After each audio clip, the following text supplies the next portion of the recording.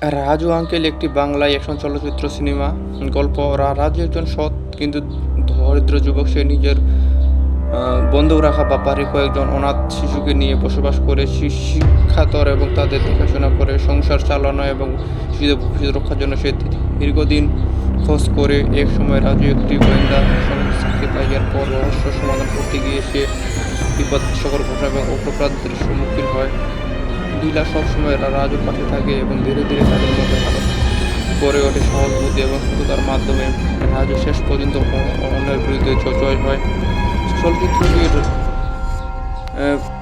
মুক্তি পায় 2005 সালে 29শে জুন। এই সিনেমাটি পরিচালনা করে হরনাথ চক্রবর্তী। প্রধান চরিত্রে অভিনয় করে প্রবীণ চট্টোপাধ্যায়, সায়ন্তিনী ঘোষ এবং রঞ্জিত মল্লিক।